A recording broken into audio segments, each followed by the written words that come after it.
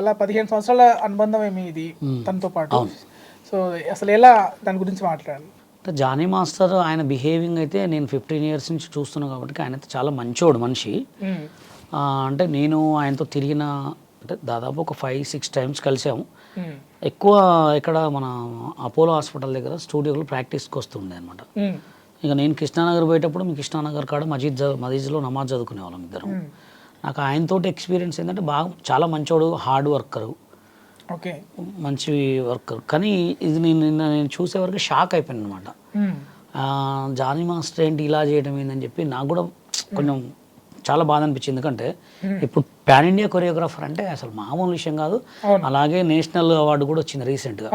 నాకైతే చాలా బాధ అనిపించింది. అసలు ఏమైంది, అసలు ఏంది అనేది నేను చెప్పి నిన్న ఆఫ్టర్నూన్ వరకు టెన్షన్లోనే ఉన్నా. ఇక ఏమైనా వాళ్ళు పోయి పోలీస్ అయితే కంప్లైంట్ పెట్టారు కాబట్టి ఆ పోలీసులు కొంతమంది వాళ్ళ యూనియన్ మెంబర్స్ కొంతమంది ఉన్నారు చూసుకుంటారు. యాక్చువల్గా ఆయన వచ్చి ఇంకా ప్రెస్ మీట్ ఎక్కడ బయట ఇవ్వలేదు కాబట్టి అసలు ఏం జరిగింది అనేది మనకి ఇంకా తెలియదు. యాక్చువల్గా మనం అంటే చూస్తున్నాం ఈ మధ్య మీటూలు అని. సో అంటే అసలు ఎట్లా ఉంటుంది, ఆఫ్ ది కెమెరా ఎలా బిహేవ్ చేస్తారు అంటే ఇప్పుడు షూట్స్కి వెళ్తే అక్కడ అసలు వాళ్ళకి టైం దొరకదు ఫస్ట్ ఆఫ్ ఆల్. ఎందుకంటే కొన్ని సాంగ్స్లలో హెవీ స్టెప్స్ ఉంటాయి, కొన్ని బాలీవుడ్కి వచ్చే వరకు కొంచెం లూజ్ మూమెంట్స్ ఎక్కువ ఉంటాయి.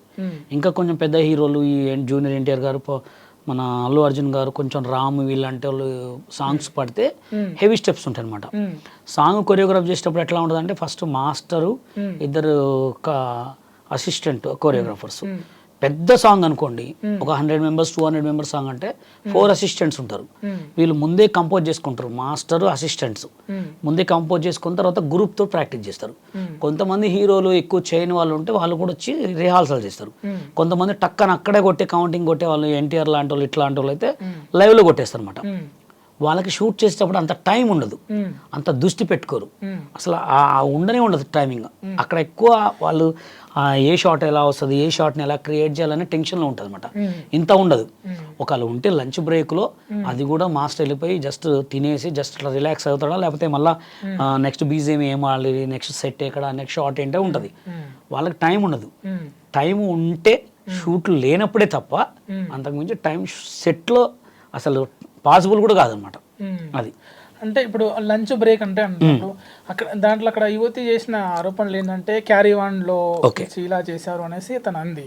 సో ఎలా ఉంటుంది అట్మాస్ఫియర్, నిజంగా ఉంటుందా? తను ఎలా ఉంటాడు జనరల్గా క్యారీవాన్లో? అంటే ఇప్పుడు ఏదున్నా తను పిలవాలనుకుంటే ఇప్పుడు ఇద్దరు అసిస్టెంట్ పిలవాలి, తనతో డిస్కషన్ చేయాలంటే ఇప్పుడు ఇద్దరు మేల్ అసిస్టెంట్ ఫీమేల్ అసిస్టెంట్ పెట్టి మూమెంట్ ఏమైనా చూసుకుంటారు. ఆ క్యారీవాన్లో కూడా అంత ప్లేస్ ఉండదు.